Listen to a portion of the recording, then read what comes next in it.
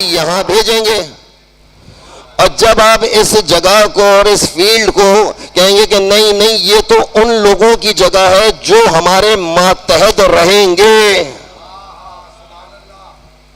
ہمارے ماتحت رہیں گے، تو لہذا جو ہمارے ماتحت رہے گا ہم اپنے بچے کو ایسا کیوں بنائیں کہ جو یہ کسی کے ماتحت رہے؟ سمجھ آ رہی ہے کہ نہیں؟ جی جناب. تو اب دیکھیے، اب آپ جناب علی چند افراد، اب جو ہم چند افراد یہاں پر بیٹھے ہوئے ہیں، ہم چند میں سے اگر ہم گننا چاہیں اور ابھی جناب علی قرآن مجید سامنے لا کر آیا جائے تو کبھی زندگی میں آپ کی زبان سے ایک لفظ تو نکلا ہی ہوگا، کبھی نکلا ہوگا کہ میاں مولویوں کے بڑے مزے آ رہے ہیں. آیا کہ نہیں آیا مزہ؟ آپ کو بھی مزہ آیا کہ نہیں آیا؟ دیکھیں میں تو بول رہا ہوں کہ بھئی مولویوں کے بڑے مزے آئے ہوئے ہیں، آج کل مولویوں کے بڑے مزے آئے ہوئے ہیں. یہ آیا ہے نا کبھی کبھی؟ یہ جملہ آپ نے نیچے بیٹھ کر کہا لیکن میں اوپر بیٹھ کے کہہ رہا ہوں. صحیح ہے جناب علی؟ میں اوپر بیٹھ کے کہہ رہا ہوں یہ جملہ جناب علی، اور میں اب اس مزے کے لیے آپ کو بھی دعوت دے رہا ہوں کہ اگر مولویوں کے مزے لگے ہوئے ہیں تو یہ مزہ آپ بھی لے لیجئے. یہ مزہ آپ بھی لے لیجئے. آپ کے لیے کسی نے کوئی پابندی لگائی ہے؟ آپ کے لیے پابندی نہیں لگائی ہے. صحیح ہے. جب یہ مزہ آپ کے پاس آ جائے گا پھر آپ بھی عزت دینے لگ جائیں گے. بعض اوقات تو میرا دل جسے بہت زیادہ جل جاتا ہے، اندر سے کٹ جاتا ہے، تو بعض اوقات میں اپنے سامعین کو کبھی کبھی بد دعائیں دیتا ہوں. اور کیا بد دعا دیتا ہوں اپنے سامنے بیٹھنے والوں کو کہ بالنے والے جتنے سامنے میرے بیٹھے ہوئے ان سب کو مولوی سجاد بنا دے، ان سب کو مولانا سجاد بنا دے، ابھی انہیں پتہ چل جائے گا. بس میں اپنی بات کر رہا ہوں، میں کسی دائیں بائیں آگے پیچھے کے عالم کی بات ہی نہیں کر رہا. میں تو اپنی ذات کی بات کر رہا ہوں کہ صاحب اگر یہ ہے تو صاحب آپ کو اللہ تعالیٰ جو مولوی سجاد بنا دے، آپ کو پتہ چل جائے گا آٹے دال کا بھاؤ کیا چل رہا ہے. ایک صلوات پڑھے محمد اور آل محمد صلی علی محمد. جناب علی آ جائیے امام حسین علیہ السلام کے وصیت نامے پر. یہ جتنا بھی میں نے سارا مقدمہ بنایا وہ صرف اس لیے بنایا کہ انی لم اخرج شرن، میں حسین ابن علی شر کے لیے نہیں نکلا. اس کا مطلب کیا تھا کہ وہ زمانہ مکمل طور پہ شر سے بھرا ہوا تھا، پورا معاشرہ شر سے بھرا ہوا تھا. اور جب معاشرہ شر سے بھر جائے اور اس میں رہنے والے افراد بھی اس شر کو امن سمجھ کر قبول بھی کر رہے ہوں، اس زمانے کے لوگ اس شر کو امن سمجھ کر قبول بھی کر رہے ہوں، ایسے میں حسین ابن علی ارشاد فرما رہے انی لم اخرج شرن، میں حسین ابن علی شر کے لیے نہیں نکلا. اور خود امام حسین علیہ السلام کا یہ فرمان اور یہ وصیت نامہ ہے جو آپ نے اپنے بھائی محمد حنفیہ کو تحریر کیا. اور یہ وہ آپ کا سوال کہ جناب علی محمد حنفیہ کو انہوں نے دے دیا تو محمد حنفیہ خود کیوں نہیں گئے کربلا؟ جو ان کو وصیت نامہ لکھ کر دے دیا یہ رہ گئے مدینے میں، اور امام حسین مدینہ سے باہر نکل گئے. وہ بھی پورا ایک تاریخی واقعہ ہے کہ کس طریقے سے محمد حنفیہ مدینے میں رہتے ہوئے زخمی ہو گئے. وہ زخمی بھی کیسے ہوئے کہ محمد حنفیہ کا کوئی نہ کوئی کام تو ہوگا نا، کوئی کام کرتے ہوں گے، کوئی ہنر ان کو ہوگا. تو کہا ان کا ہنر کیا تھا محمد حنفیہ کا؟ یہ مثل داؤد علیہ السلام لوہے کی چادروں کو اپنے ہاتھوں سے مثل کاغذ کے چیڑ دیا کرتے تھے. اے ہے کاش کہ میں ذاکر ہوتا، نیچے سے واہ واہ واہ واہ، وہ پہلے سے لوگوں کو پتا ہوتا کہاں واہ واہ کرنی ہے. ایک صلوات اور پڑھے محمد اور آل محمد. اب دیکھیں کہ آج ہمیں پتہ چل گیا کہ ہمارے بیٹھنے والے بھی سارے کے سارے خالص ہیں, اس میں آرٹیفیشل بناوٹی کوئی بھی نہیں, پہلے سے طے شدہ نہیں ہے, پہلے سے ہمارا سننے والا ہمارا سامع جو ہے وہ پہلے سے طے شدہ نہیں. اچھا ہم لوگ کے لفافوں میں دم بھی نہیں ہے اتنا نہیں ہے, اتنا اس میں دم بھی نہیں ہوتا ہے. تو کہتے ہیں محمد حنفیہ کیونکہ زرہ ساز تھے, زرہ سمجھتے ہیں نا, لوہے کی زرہ جو پہن لیا کرتے, زرہ بنانے میں ماہر تھے. تو کہتے ہیں کسی نے امام حسین علیہ السلام کو ایک زرہ بھیجی تحفے کے طور پر, مولا بھائی یہ زرہ آپ نے پہننا ہے. مولا میرا دل چاہ رہا ہے. مولا نے اس کی خواہش کو پورا کرنے کے لیے مولا نے وہ زرہ پہنی, لیکن دیکھا کہ زرہ بڑی ہے, سائز میں بڑی ہے. اپنے بھائی محمد حنفیہ کو کہا کہ محمد حنفیہ ذرا اس زرہ کو میرے سائز کے مطابق کر دیجئے جناب علی. تو کہتے ہیں کہ تاریخ میں لکھا گیا کہ محمد حنفیہ نے اس زرہ کو جب پھاڑنے کے لیے اپنا کوشش کری تو کہتے ہیں ایک لوہے کا ٹکڑا اس میں سے نکل کر آپ کے جسم مبارک پر ایسے لگا کہ آپ زخمی ہو گئے, اور ایسے زخمی ہوئے کہ اب آپ امام حسین علیہ السلام کے ساتھ سفر کے لیے قابل نہیں تھے. دیکھیں ہر چیز میں مصلحت پروردگار ہے. آخر کسی کو تو مدینے میں روکنا تھا نا, کیوں ان کو مدینے میں روکا گیا؟ کہا مدینے میں ان کو اسی لیے روکا گیا ہے جناب علی تاکہ کسی طریقے سے جناب علی اب آپ سب بچوں کی طرح سے اس ٹیبل کو دیکھتے رہیے, صلوات پڑھیں محمد آل محمد صلی اللہ محمد وآل محمد وجل فرجهم اجمعین. ایک صلوات اور پڑھیں محمد وآل محمد اللہ صلی علی محمد وآل محمد وجل فرجهم اجمعین. لہذا وہ جو زرہ بہانہ بن گئی محمد حنفیہ کے مدینے میں رکنے کا, اور امام حسین علیہ السلام نے جو وصیت نامہ تحریر کیا وہ وصیت نامہ اپنے بھائی محمد حنفیہ کے ہاتھ میں لکھ دیا. اچھا وصیت نامے کی ایک اہمیت ہوتی ہے. وصیت نامہ وہی شخص لکھتا ہے جسے معلوم ہوتا ہے کہ میں اب کہاں جا رہا ہوں, اور وصیت نامہ انسان جب لکھ رہا ہوتا ہے تو کیا بات ہوتی ہے کہ میں اور آپ سیرت حسین پر چلنے والوں میں سے ہیں. تو کہا کہ حسین کی جو سیرت پہ چلنے والے لوگ ہوتے ہیں وہ کون ہوتے ہیں؟ جو ہر وقت ہر لمحے اپنا وصیت نامہ تیار رکھیں.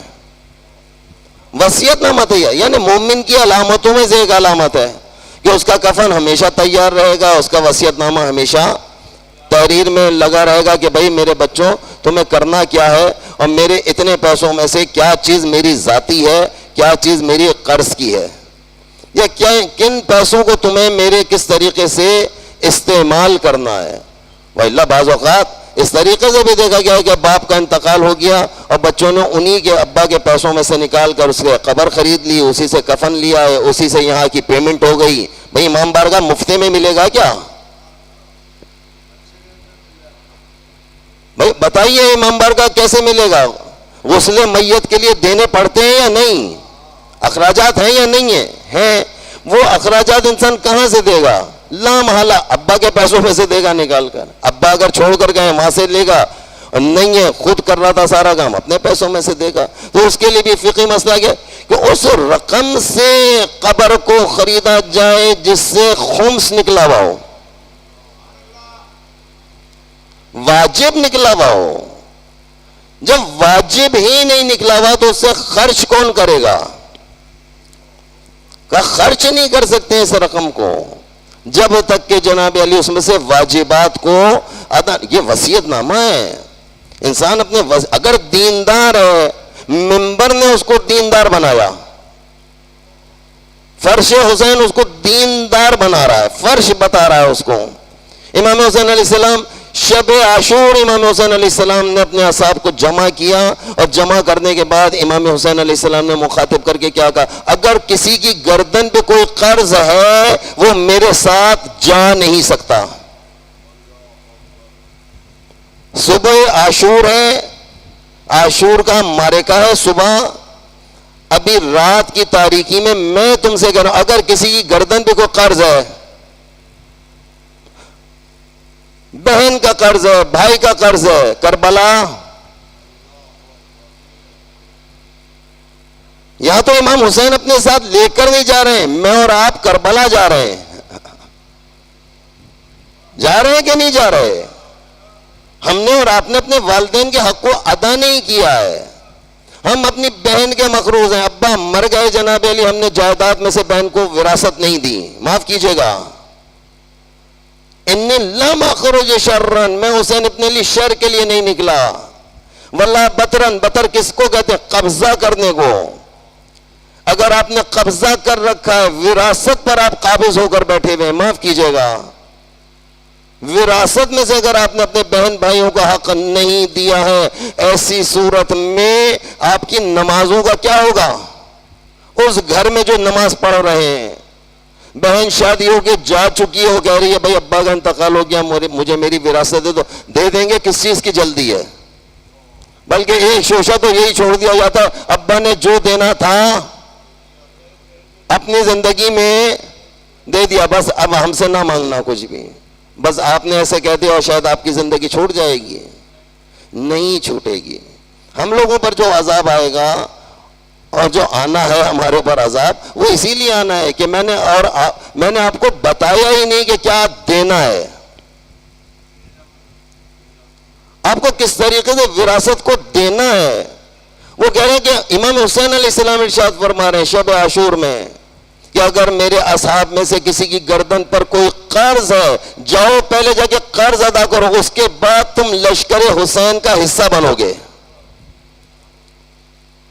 اس کے بعد تمہیں لشکر حسین کا حصہ بننا ہے. عزیزان, ولا بطرن, میں قبضہ کرنے کے لیے نہیں جا رہا ہوں. بطر کہتے ہیں قبضہ. انی لم اخرج شرن ولا بطرن ولا مفسدن. شر کے اندر کیا چیز آ جاتی ہے؟ شہر کے اندر جو, جیسے کل آپ کو, اگر کل کی مجلس میں تھوڑا سا آپ کو یاد ہو, جو ہمارا ساؤنڈ سسٹم ہے وہ اتنا زیادہ ہے جتنی ہماری تعداد نہیں ہے, اس سے 10 گنا زیادہ ہماری ساؤنڈ سسٹم ہے. یعنی ہماری آواز اتنی زیادہ ہے کہ دائیں بائیں آگے پیچھے مسجد کے رہنے والوں کے لیے ہم مصیبت بنے ہوئے ہیں. جی جناب, کوئی کہہ نہیں رہا, ڈر کے ہمارے کوئی اپنی زبان سے نہیں کہہ رہا ہے. اور اللہ, آپ کا جو ساؤنڈ سسٹم جب 24 گھنٹے بجتا رہے گا تو جو لوگ, جن کے بچے جناب علی تعلیم حاصل کر رہے ہیں, وہ آپ کا علاقہ چھوڑ کر وہ لوگ جا رہے ہیں. وہ کہہ رہے ہیں کہ بھائی یہ جگہ رہنے کے قابل نہیں ہے, ہر وقت مجلس ماتم, صبح میرے بچے کا امتحان ہے, یہ کیسے امتحان دے گا, صبح انہیں آفس جانا ہے جناب علی, رات 2 بجے تک جناب علی آپ کا ساؤنڈ سسٹم چل رہا ہے بہت. انی لم اخرج شرن. عزیزان, اس بات کو سن لیجئے, اگر عزاداری سید و شہداء کے طفیل میں اور آپ اپنی سڑکوں کو بند کر کے بیٹھ جائیں,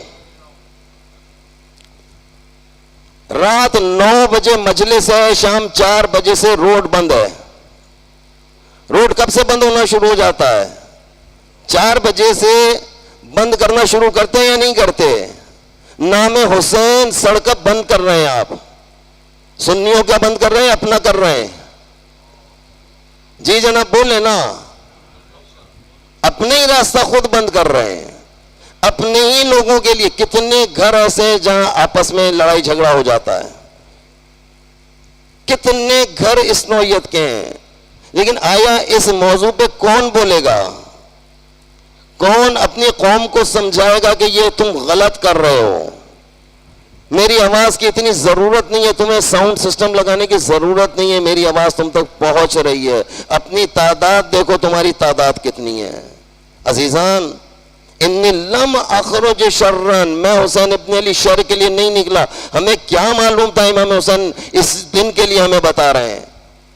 امام نے جو ہمیں اشارہ دیا ہے کہ شر کا, کہ اے میرے چاہنے والوں, تم حسین ابن علی کے چاہنے والے ہو, تمہاری ذات میں شر نہیں ہونا چاہیے. تمہاری ذات میں شر نہیں ہونا چاہیے.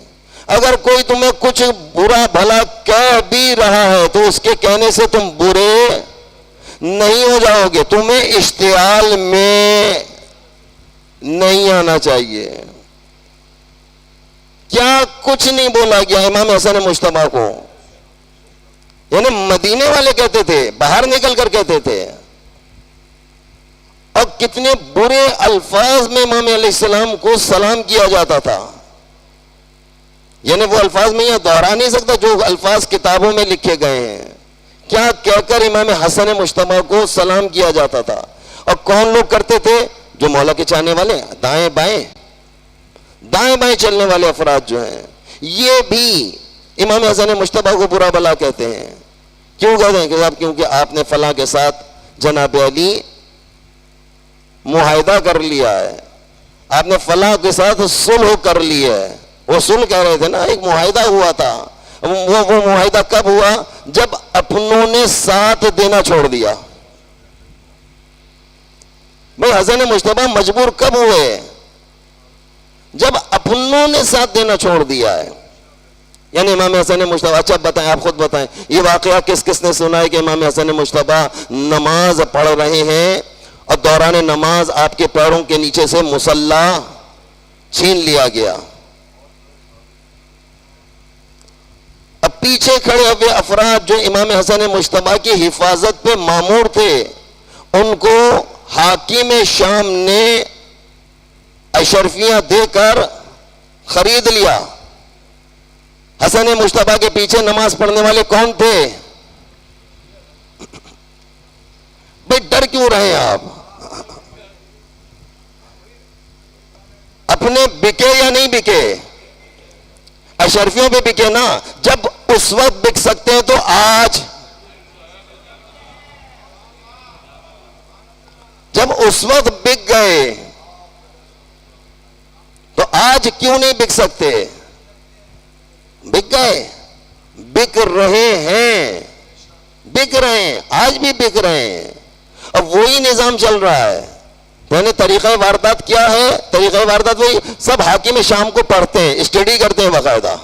کہتے ہیں حاکم شام نے کس طریقے سے حکومت کی ہے. کہتے جو ترکیبیں اس نے لڑائی تھیں وہی ترکیبیں مجھے بھی استعمال یہاں پہ کرنا ہے، وہی ترکیبیں ہمیں بھی استعمال کرنا ہے. وہ سارا نظام یہ کہ چل رہے ہیں. حاکم شام کے پاس ایک شخص آیا اور آنے کے بعد پوچھا، اتنی بڑی مملکت اسلامی کو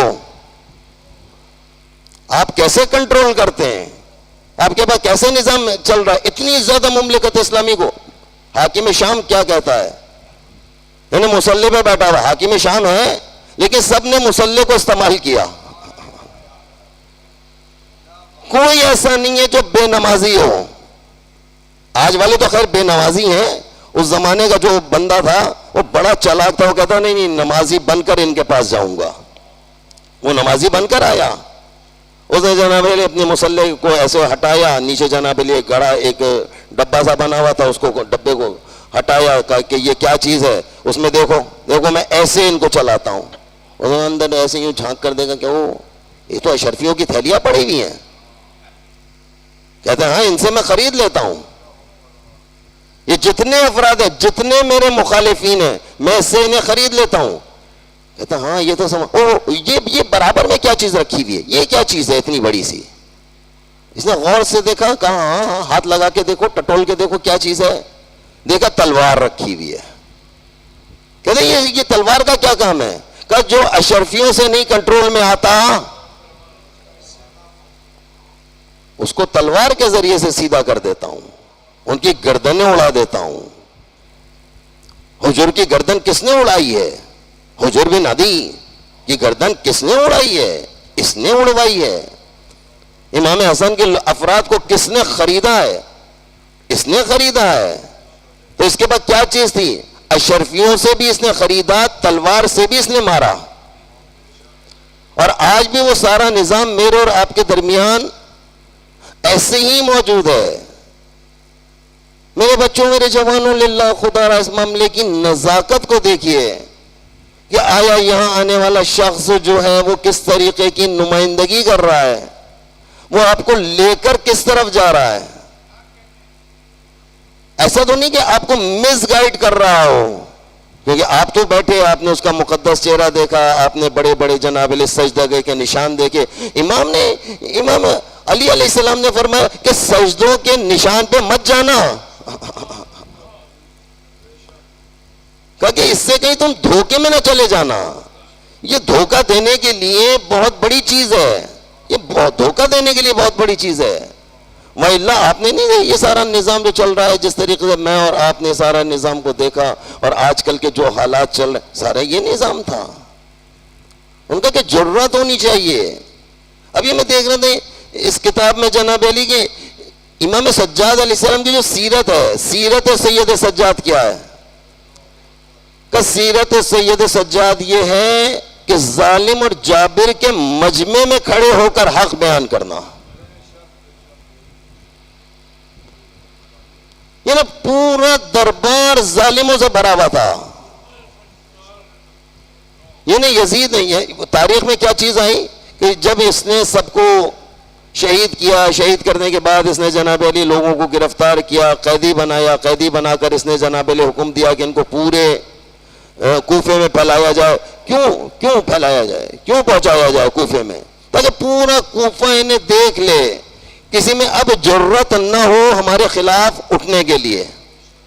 اتنا ظلم اور ستم اس نے کیا، پورا کوفہ پھیلایا، کوفے سے لے کر شام کے راستے تک جتنے شہر آئے، جتنے ملک آئے اس زمانے میں، ان میں سب میں پھراتا والا آیا ہے تاکہ سب دیکھ لیں کہ حاکم کے ساتھ اگر تم نے اس طریقے کا رویہ اختیار کیا تمہارا کیا حشر کیا جائے گا. یہ پھر اس لیے پھیلایا جا رہا تھا، تشہیر اس لیے کی جا رہی تھی. آج جو سارا نظام کنٹرول میں آ جاتا ہے، وہ سب کچھ آ جاتا ہے. ہمارے اوپر کیا تھا، میڈیا وار ہے ہمارے اوپر، ہمیں اتنا زیادہ بتا دیا گیا کہ یہ اسرائیل ایسا ہے اور ایسا ہے، ایسے قیمتی ہتھیار اس کے پاس ہیں، جدید ترین نظام اس کے پاس ہے، آپ اس کا کچھ بگاڑ ہی نہیں سکتے. آج پتا چلا کہ جن کے پاس پتا چلا جن کو ٹینک بھی نہیں ہے، جن کو جہاز نہیں ہے، جن کے پاس کوئی ایسی طاقت نہیں ہے، اور آج جناب علی انہوں نے پوری دنیا کو بتا دیا ہے کہ جنگیں جو ہیں وہ اسلحے سے نہیں ہوا کرتی، جنگیں جو ہیں جذبے کے ساتھ لڑی جاتی ہیں.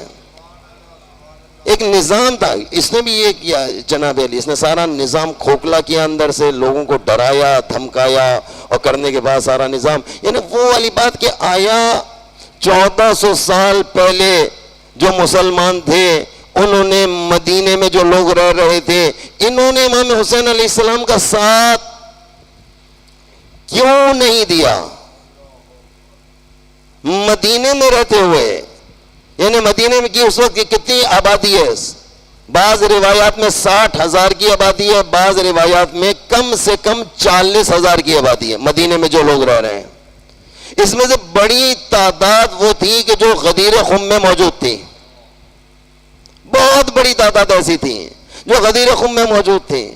اور غدیر میں رہتے ہوئے امیر المومنین نے ان کو پوچھا، مدینے واپس آ کر پوچھا کہ وہ اعلان کس کس کو یاد ہے، وہ اعلان کسی کو یاد ہے یا نہیں یاد ہے؟ تو بہت سے مجمع میں لوگ تھے، امیر المومنین نے چند لوگوں کی جانب جن کو معلوم تھا کہ ہاں یہ بڑے بڑے افراد ہیں اور ان کے نام ہے جناب علی، کہا کہ فلاں نے تم اٹھ جاؤ، فلاں نے تم بتاؤ، فلاں نے تم بتاؤ. اس نے کہا میں تو بوڑھا ہو گیا ہوں، مجھے تو کچھ یاد ہی نہیں، میں ایسا بوڑھا ہو گیا ہوں. امیر المومنین نے بھرے دربار میں اس کو کہا کہ تم میری ولایت کی گواہی کو جھٹلا رہے ہو. من کنت مولا ہو فہذا علی مولا کی صدا جو تم نے سنی تھی، آیا سنی تھی یا نہیں سنی تھی؟ یعنی بعض تو کہہ رہے تھے کہ ہم بہرے ہیں، کہا جو بہرے تھے انہی کے لیے تو رسول خدا نے ہاتھوں پر اٹھا کر دکھایا تھا. بہرے ہو تو بہرے رہو، آنکھوں کے تو اندھے نہیں ہو.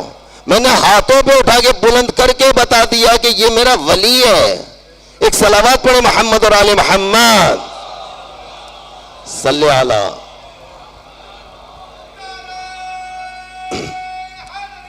یا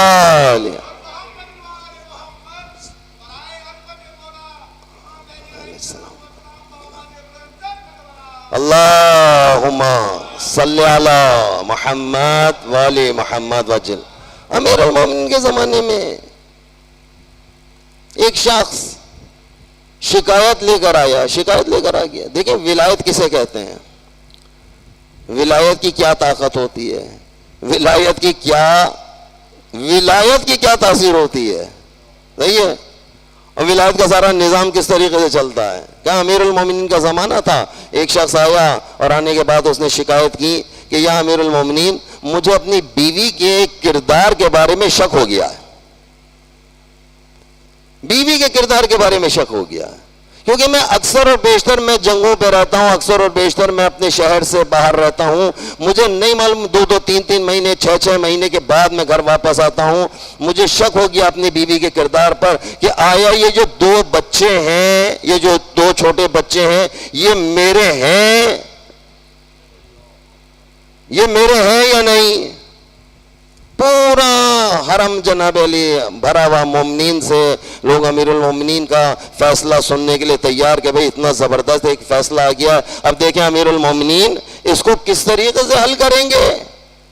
کہا کہ تمہیں شک کیسے ہوا؟ کہا تو بس جب بھی میں ان بچوں کو دیکھتا ہوں مجھے جنون آ جاتا ہے, مجھے غصہ آ جاتا ہے, اور مجھے یہ شک ہونے لگتا ہے یہ میرے محلے میں سے کسی کے تو نہیں ہے, کسی کی ملکیت تو نہیں, محلے میں سے رہتے ملتے. کہ جناب علی نتیجہ نکالیے, آپ سمجھدار تو کافی ہیں ماشاءاللہ سے. اب دیکھیے کہ کیا ہوتا ہے. امیر المومنین نے ارشاد فرمایا کہ اس کا مسئلہ, اس کا جواب ابھی ابھی حل ہو جائے گا, بس صبر کرو, میرے دونوں شہزادے آ جائیں, میرے دونوں بچے آ جائیں. کہتے ہیں یہ اپنے, کہا کہ تم بھی اپنے بچوں کو لے آؤ. یہ بھی اپنے دونوں بچوں کو لے کر پہنچ گیا. اس نے اپنے بچوں کو لا کے سامنے کھڑا کیا اور کہا کہ صاحب آپ بتائیں, میرا فیصلہ کریں کہ آیا یہ میرے ہیں یا کسی اور کے ہیں, حلال ہیں کہ حرام ہیں. بالفاظ دیگر یہی کہا جائے گا نا. تو امیر المومنین نے کہا ہاں وہ گھبرانے کی بات نہیں ہے, تھوڑی دیر یہاں پہ رکو, ابھی میرے بچے حسن اور حسین کہیں کھیلنے کے لیے باہر گئے ہوئے ہیں, بس جیسے آئیں گے تمہارا معاملہ حل ہو جائے گا. کہتے جیسے ہی حسن اور حسین مسجد میں داخل ہوئے, یہ دونوں بچے احترام میں کھڑے ہو گئے. اگر جیسے ہی یہ بچے کھڑے ہو گئے, امیر المومنین نے کہا تیرے بچے حلال ہیں. کہا کہ وہ کیسے؟ کہتا اگر حرام ہوتے تو معصوم کے لیے کھڑے نہ ہوتے. اور وہ کیسا شخص تھا جس نے معصومہ کو کھڑے رکھا. دربار میں زینب اولیاء کھڑی رہی ہیں, دربار میں زہرا کھڑی رہی ہیں, اور کوئی شخص تھا جو احترام نہیں کر رہا تھا, جو مسلسل کھڑے رہا تھا, بیٹھے رہا تھا. زینب بھی اپنا حق مانگتی رہی ہے, زہرا بھی اپنا حق مانگتی رہی ہے. کہ آئے یہ ظالم کس نوعیت کے ظالم لوگ تھے, ان کے دلوں میں کس نوعیت کا بغض تھا, کس نوعیت کی دشمنی تھی. کہتے ہیں کہ سید سجاد فرماتے ہیں یہ اللہ وہ وقت کسی پہ نہ لائے کہ جو یہ آنکھیں اس کے گھر کی عورت پر ننگے سر پڑ رہی ہوں. مولا فرماتے ہیں کہ مجھ سے وہ وقت بھولا نہیں جاتا ہے جب میری پھوپھی زینب چادر کے لیے فریاد کر رہی تھی, کوئی ہے جو زینب کے لیے ایک چادر کا انتظام کر دے. اللہ اکبر, اس سے بڑے اور کیا مصائب ہوں گے. کہ دربار میں جناب زینب اپنی جگہ موجود ہیں, اور کنیزوں نے چاروں طرف سے آپ کو گھیر رکھا ہے. تو یہ کہتا ہے, یزید اپنے کہتا ہے, غرور میں آ کر کہتا ہے, یہ چاروں طرف سے جس عورت کو تم نے, جس خاتون کو چھپا رکھا ہے. کنیزوں نے چاروں طرف سے جناب زینب کو گھیر رکھا تھا, چھپایا ہوا تھا. کہتا یہ کون خاتون ہے جو بیٹھی ہوئی ہے, میں اسے دیکھنا چاہتا ہوں. کہا اتنا کہنا تھا, کنیزوں نے اور زیادہ گھیر لیا.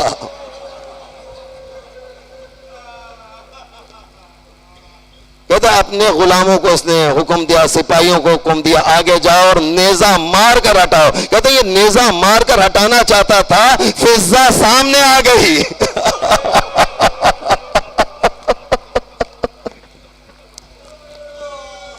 جناب فضہ سامنے آ گئی, اور آتے ہی جناب فضہ نے کیا کہا, جب تک میں زندہ ہوں شہزادی کے آگے کوئی آ نہیں سکتا ہے. یہ یزید کہتا ہے کوئی ہے اپنے سپاہیوں کو, جو سیاہ پوش سپاہی کھڑے تھے، کہتے 40 کے قریب سیاہ پوش سپاہی اس کے پاس ہر وقت رہا کرتے تھے، ترکی سپاہی اس کے پاس موجود رہتے تھے، اپنے سپاہیوں کو حکم دیتا ہے کوئی آگے بڑھے اور اس خادمہ کا سر تن سے جدا کر دے۔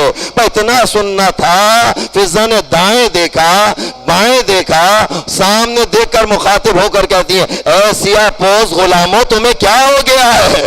ارے تمہاری قوم کی عورت پر حملہ ہو رہا۔ اتنا سننا تھا، یزید کے سپاہی آگے بڑھے اور فضا کی حفاظت کرنے کے لیے آگے جاتے تھے، ایسے میں زینب نے رخ مدینے کی طرف کیا۔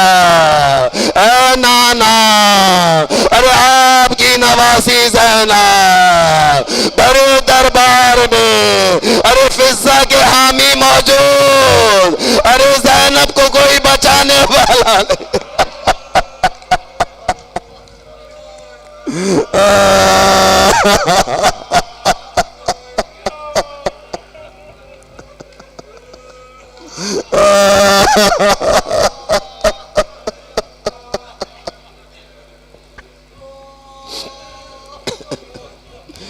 اِنَّا لِلَّهِ وَإِنَّا إِلَيْهِ راجعون رضا بقضائه وتسلیما لامر۔ سب مل کر پڑھیں گے انا للہ وانا الیہ راجعون رضا بقضائه وتسلیما لامره۔ پالنے والی تجھے واسطہ محمد اور آل محمد کا، تجھے واسطہ شہدائے کربلا کا، تجھے واسطہ اسیران شام کا، تجھے واسطہ 14 معصومین علیہ السلام کا۔ پالنے والے قلیل سی عزاداری کو قبول فرما، کثیر گناہوں کی مغفرت فرما۔ پالنے والے تجھے واسطہ محمد اور آل محمد کا، ہمارے گناہ نے کبیرہ و صغیرہ کی مغفرت فرما۔ پالنے والے مرنے سے پہلے ہماری توبہ کو قبول فرما۔ حالت احتضار کے موقع پر پنجتن پاک کی زیارت نصیب فرما۔ قبر کی پہلی رات 14 معصومین کی زیارت نصیب فرما۔ پالنے والے تجھے واسطہ محمد اور آل محمد کا، ہماری عزاداری کو ہماری شفاعت کا ذریعہ قرار فرما۔ پالنے والے تجھے واسطہ محمد اور آل محمد کا، ہمارے بچوں بچیوں جوانوں کو زمانے کی حرام کاریوں سے محفوظ فرما۔